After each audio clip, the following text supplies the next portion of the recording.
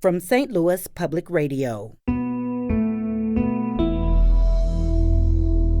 This is St. Louis on the Air. You really had to think about who African American artists might be. Also, I asked them, they don't know any Eskimo artists either. So what I'm trying to do is draw attention to the lack of education about the African American visual artists.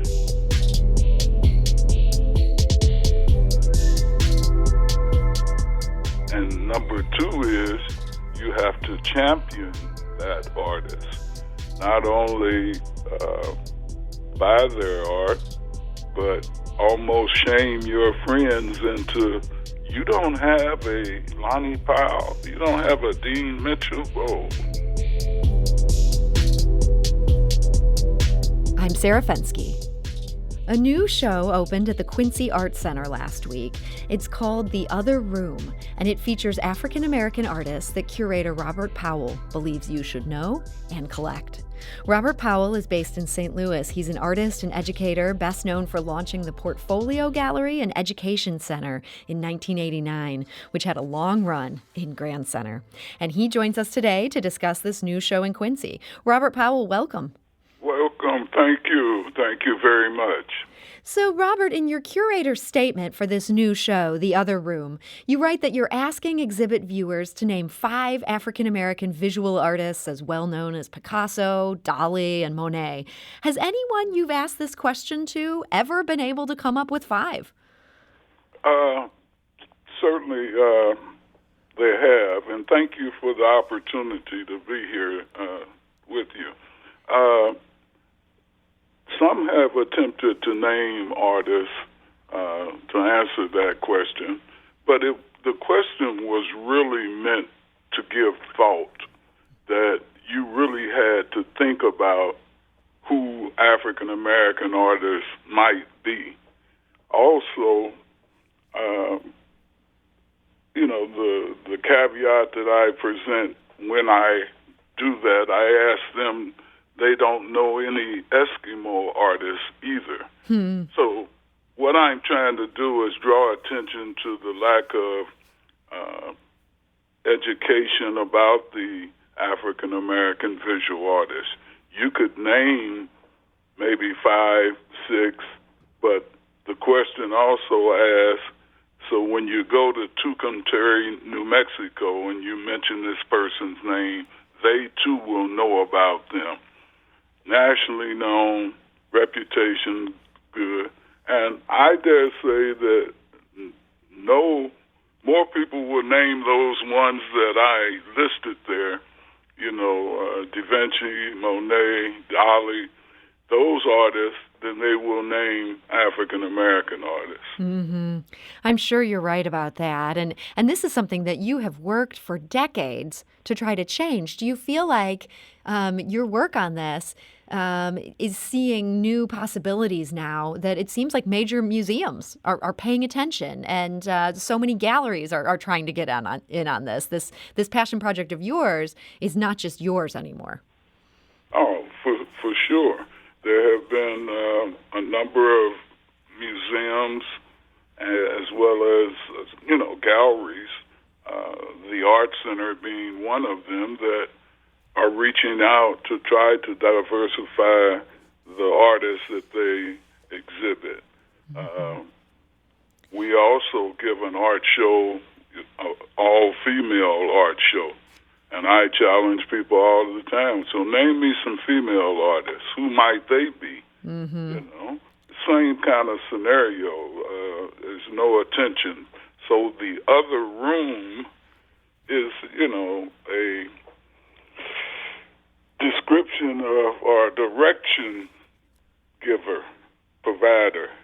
Look in the other room sometime for those things that you are saying you can't find, you don't know exists. It's been there all along.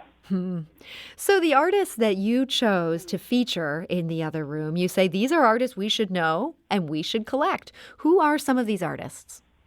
Well, We have two textile artists in the show, Sandra Smith from Silver Springs, Maryland, and Ed Jonetta Miller from Hartford, Connecticut.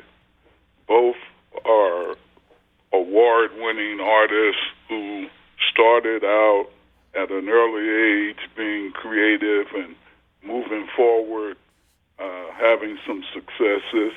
But again, they're in Connecticut and Silver Springs, Maryland. I doubt that most people would know them here in the Midwest. Mm-hmm. So they create very colorful quilts that, just take your breath away. They're bright in color and very vibrant and tell stories. Artists tell stories. Mm-hmm. Sandra Smith's Rivers, the Rivers, a very patterned design that gives you an example or an idea of a river flowing. So artists don't create in a vacuum. They create telling stories. Dean Mitchell, I would be remiss if I didn't mention Dean. Dean was once called by Michael Kimberman of the New York Times a modern-day Vermeer.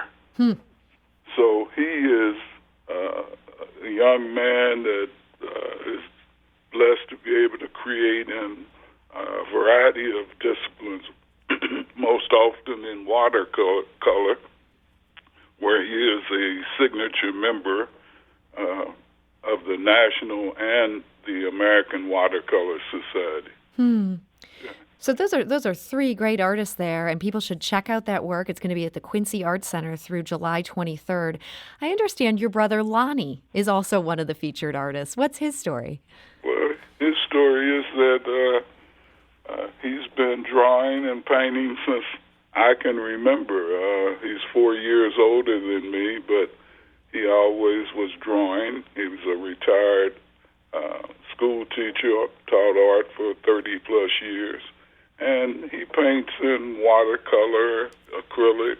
He is also a member of I'll get it right, the National Watercolor Society, I believe, is the one that he is in. So he's a person that has told stories through his artwork. He has a very creative mind in naming his pieces. One of the pieces that is in the show is an optimist in a Republican state. Sounds like that might draw from life, huh? Yeah. And it's a painting that he has done, and the image of an artist friend of ours, Shane Evans, who is just that. He's a very optimistic person. You'd have to know Shane to appreciate it, but the title is This Optimistic Person in This Republican State. So you've hand-chosen these works for this show in Quincy. And did you mostly just pick, here's the artists that you feel like are important, these are the ones you want to do, or did you also want to have something particular to speak to Quincy as a city? Well, I think the common thread is that they are all creating and telling stories with their artwork, which I believe most artists do. So I was just allowing my mind to be free, and I called a few of my friends and said, there's an opportunity to show in Quincy, Illinois at the Art Center, and are you available? Here's what I need. And they were on board.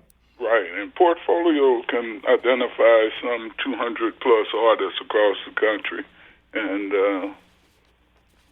that's the idea. Our mission is to educate, enrich lives, and foster a greater awareness of art created by the African American visual artists.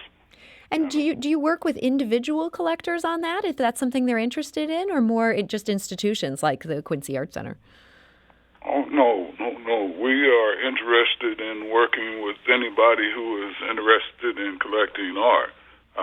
Sandra Smith, one of the artists in the show, a few years back, we sold artwork to the Armstrong Teasdale law offices. So we try to find the opportunity to showcase these artists, put these artists in front of collectors and those who appreciate art. And that's what the Art Center has given us, another opportunity to spread out into Illinois, even though we do travel available for exhibits anywhere in the country. So as an art collector, I'm curious what advice you would give to somebody who's getting started and wants to start an art collection. The first thing I would say is, buy what you like. Don't buy into the idea that someone can tell you here are the 10 best looking women in the world. This comes down to personal taste. It's personal taste. And number two is you have to champion that artist.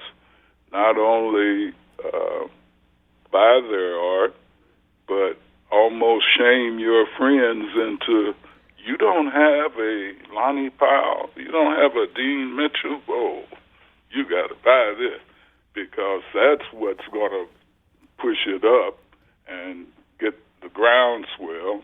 I'm sure you've gone into view art and you just don't understand it. Why is that worth that? It's because the market has, commanded that.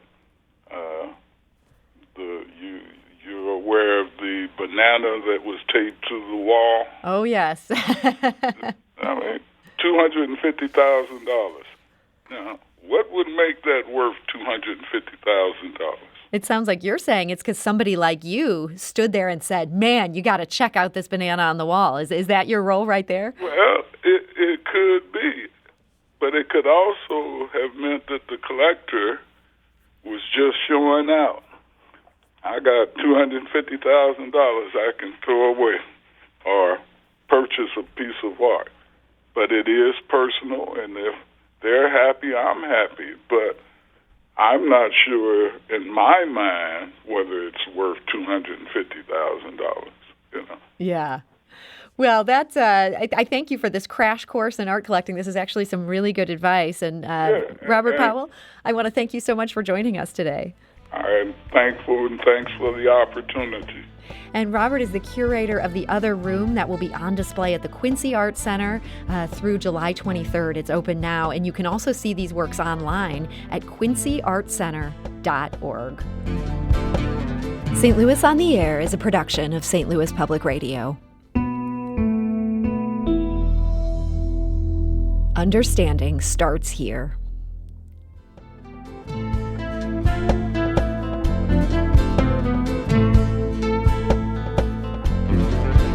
Do you find yourself regularly listening to episodes of St. Louis on the Air?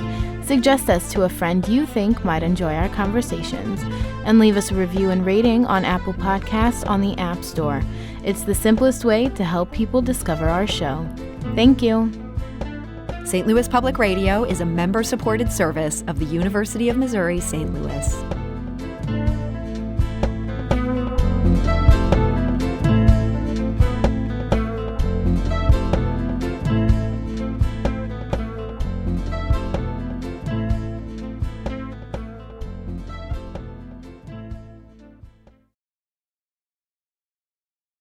Support comes from the Missouri Forest Products Association.